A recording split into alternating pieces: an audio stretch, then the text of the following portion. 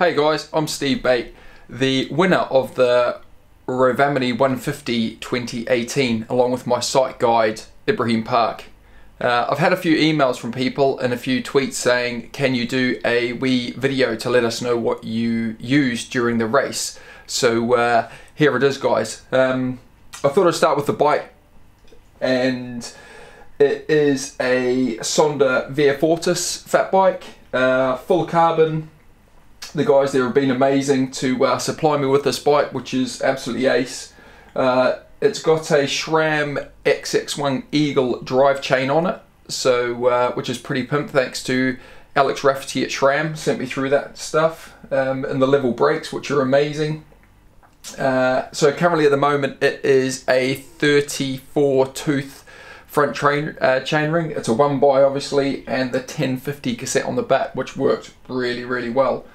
Other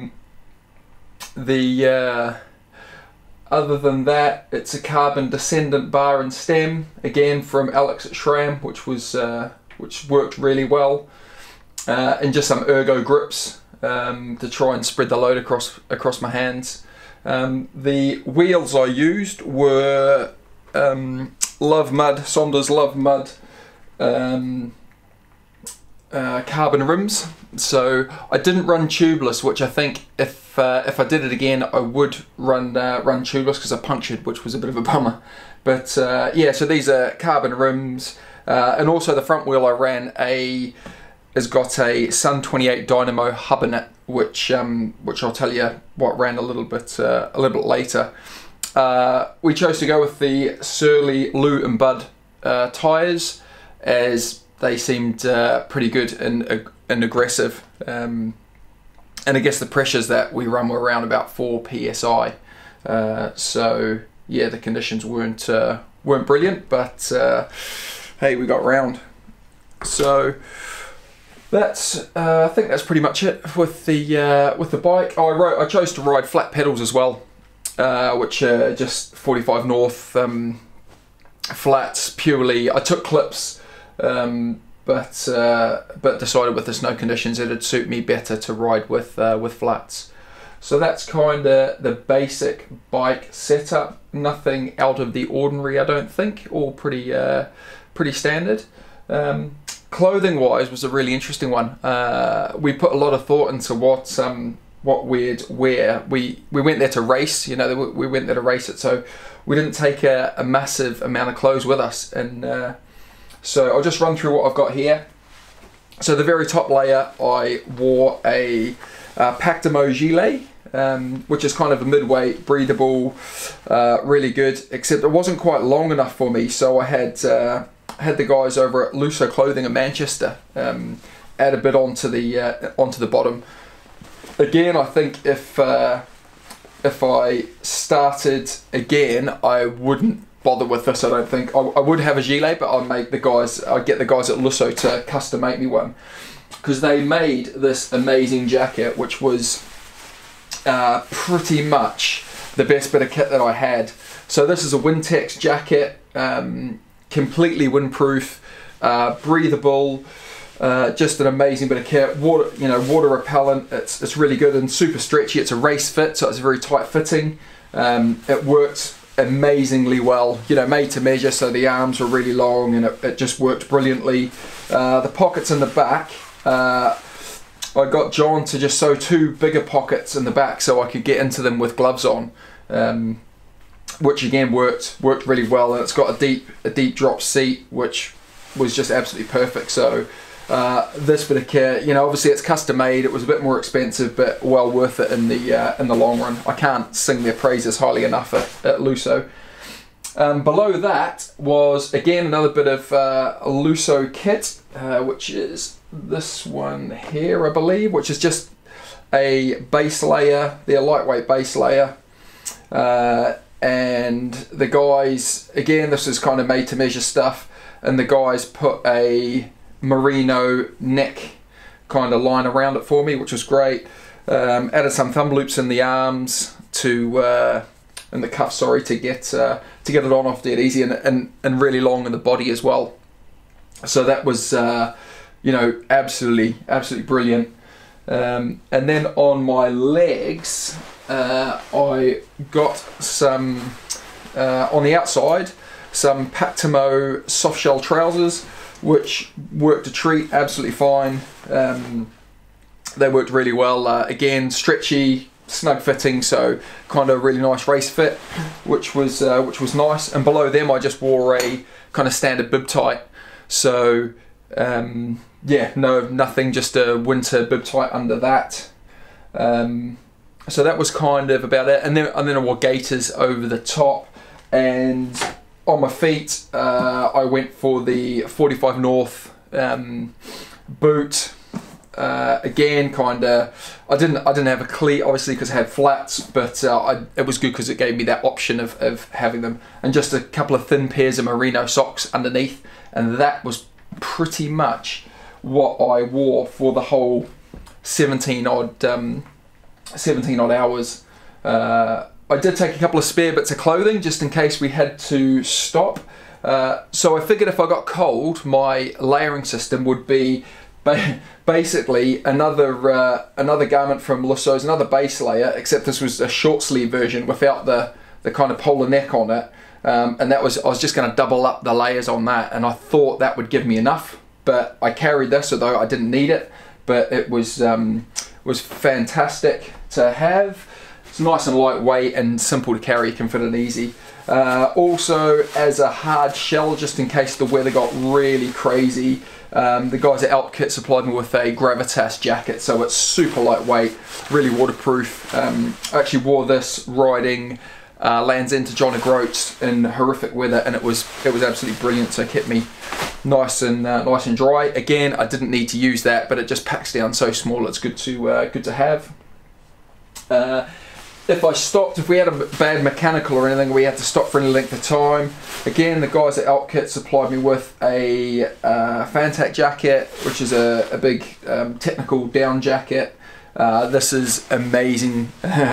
It's the only problem with this is when you put it on, you never want to take it off. And again, I didn't need that. We managed to keep moving and stay warm enough, even though the temperatures got down to about -15, I think, overnight. But really, you know, it's just a good peace of mind bit of kit to have. And again, it packs down. You know, it's down, so it just packs down to next to nothing. Spare gloves. I just wore a really thin silk liner on my hands, but in hindsight, because I had pogies, which I'll show you in a minute. But the downside of that, I fell off so much because of the snow conditions. My hand kept going into the snow and getting wet. So I think I would change that. Like, they were warm enough in the pogies, I never had a problem. But I think I'd change that to a maybe a thin neoprene type glove, which is a bit more wind resistant and stuff when your hands are out when you're trying to eat and things. Other than that, I took some lobster gloves as spare gloves in case it got too cold, but again, just carried those around, didn't need them. In terms of a helmet, you don't have to wear a helmet. I chose to wear one. The guys at Dirty Dog sent me this goose helmet, which worked absolutely fine, and I just wore a little headband around my ears, so I didn't actually cover my head at all. I had a balaclava with me again in case the weather got really gnarly, but I didn't need that, so I was pretty thankful for that. Just little cover of the ears, and I had a pretty good beard, so that managed to keep my face warm. The only other thing that I took was, again, from Dirty Dog. I took these goggles. Thankfully, I didn't have to wear them. I managed to ride without them the whole time. Although I probably should have worn them because I had a bit of an issue with my eyes. But these are the Mutant 2 goggles, which the lenses are magnetic, so they just pop straight off. And you can change those with like a amber style lens as well. Really good, and I just put a little nose guard on there in case it was that cold, to protect my nose. So that was pretty much all I carried. Lights wise, I used the Exposure Revo, which is the dynamo based light that Exposure do, which worked really well. With the Sun 28 hub, it's 4 fat bikes, so it's built for lower speeds. So that really just was an auxiliary light, which was perfect for me. It also was peace of mind that I was never going to run out of light, so that was brilliant. Also, if I turn around here and grab these, I used the Exposure joystick, the Mark 12, and the Exposure Diablo, which were absolutely brilliant, and a massive thanks to the guys at Exposure for supplying me with those. Mark Swift and the team, legends, thanks very much. So that was my lighting, and then I just had a small adventure light flashing red light on the back, which I took 2 of. So that is about it for kind of what I carried. What I'll do now is we'll put all the baggage and stuff on the bike, and I'll show you how I carried all this stuff. Alrighty, so here we go. That didn't work very well, did it? Okay, so here we have the bike set up with all the luggage on it. At the back we have the sleeping bag, which is mandatory equipment that the race organizer stipulates you have to have. So in there is an Alpkit Arctic Dream 1200 sleeping bag. I think it's rated to about -30. And also there is a super lightweight cloud base sleeping mat in there as well. And both of those you have to carry, it's part of the list. So that fits in there really well, and that's just a 20-litre Alpkit dry bag, which is lashed to the saddle, which worked really well, nice and secure. Moving forward from there, on the seat post you'll see facing forwards is a Alpkit bike luggage stem cell, I think they're called. So that's where I carried my water, which I just carried one 500ml bottle, which kind of worked in varying success. Sometimes the top of it froze up, but you know, generally it worked pretty well, and it was dead easy to whip out, drink from, refill, so that worked pretty well. Then there's the frame bag, which again, Alpkit bike luggage, custom made to fit this frame, which is awesome. 2 pockets in it, or 3 pockets actually, 2 on the side, and there's a long mat pocket in the back side of it. So down in this low compartment I carried a spare tube and small tools for the race. In this pocket I carried 2 bags of food, my pump, also goggles, jacket, and that lightweight base layer that I had as an extra layer. So all that fitted in there really fine and not rammed in, so everything was quite accessible. There's still a bit more space in there, which was good. Up the top here, the again, another Alpkit bag. I think these are they fuel cells or gas cans or whatever they're called. And this was just filled with food, so I just basically emptied food straight into this. And the food I took actually was, I had a bit of a nightmare with it. Although it worked well, but I got a bit carried away. When I was packing, so I said I had 3 bags, so 1 bag went straight in there and I had 2 spares. And I had 2 sweet and savoury bags mixed together and 1 just savoury. So in the sweet bag there was things like jelly babies, minstrels, what else did I have? So peanuts, it's hard to think, like salted almonds, some jerky, which was really good, some fruit swirly strips, things you get in kids' lunch boxes, just a random mix, a malt loaf. I had some energy bars that I rolled up into little tiny balls so I could put them straight in my mouth, and all the wrappers were gone, so I got rid of all that stuff, so you know, wasn't worried about littering the trail basically.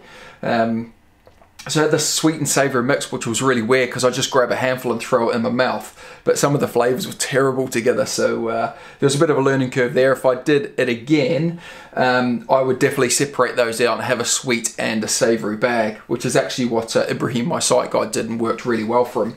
But the system of that, so when I finished the first bag, I just took the second bag out and dumped it straight into this one again. And it's so cold that nothing melts or anything like that, so it's absolutely fine. And then the Pogies, the 45 North, Cobra Fists I think they're called. I can't rate these highly enough. They were absolutely fantastic. As I said, I just wore a thin silk liner glove and my hands never got cold, even though they were wet from, you know, falling off and getting in the snow. So it was that, you know, they were just unbelievably good. So I'd highly recommend these. And then if I can swing this round a bit, you might see on the front here is the little 5 litre dry bag lashed to the front, and that's where I kept my the Fantac Elk Kit down jacket, spare gloves and a small first aid kit in there. My first aid kit being some steri strips, a triangular bandage, and that's about it, I think. Triangular bandage. Oh, maybe a sterile wrap bandage. I thought I generally carry that stuff when I ride anyway out on the trail. So I thought I'd take it in there. For guiding wise, navigational wise, sorry, I used the Garmin 820. So I could load the route onto that through a GPX file, which I did. However, the course is so well marked. It's a full credit to the organisers, to Alex and his team, because you literally can't really get lost in it. It's so well marked. It's really good. Even for a visually impaired guy, it's really well marked. But the great thing about the Garmin 820 is it has a battery save mode. So it's so the screen cuts off, it goes blank, but it still records everything. So I think we were out for 17.5 hours, and when I finished, it still had 38% battery left. So that was I was pretty impressed with that. And I think that's about everything. And the other side of the frame bag, in this thin map pocket, that's where I carried my like the race drink sachets of carb drink and a couple of electrolyte tablets in there. And generally, if I had any rubbish, that's where I stuffed it in there. So again, looking after the environment and, you know, not wanting to litter the trail. But I think that is about it. So just like to say a massive thanks to all my sponsors, to Elk Kit, who I literally could not have competed in this race without their support. So massive thanks to them, to Sonda Bikes for supplying an absolutely amazing bit of kit to ride, Dirty Dog Eyewear, 17 Management, Exposure Lights, SRAM, just absolutely amazing. Devro Cycles. There's lots of guys. The list is endless who supported me, and it was just great to go out there and get a win for everyone. So yeah, I hope this video has been useful, and yeah, if you get a chance to race it, enjoy it, and yeah, all the best. Maybe I'll see you there next year. Thanks very much. Bye for now.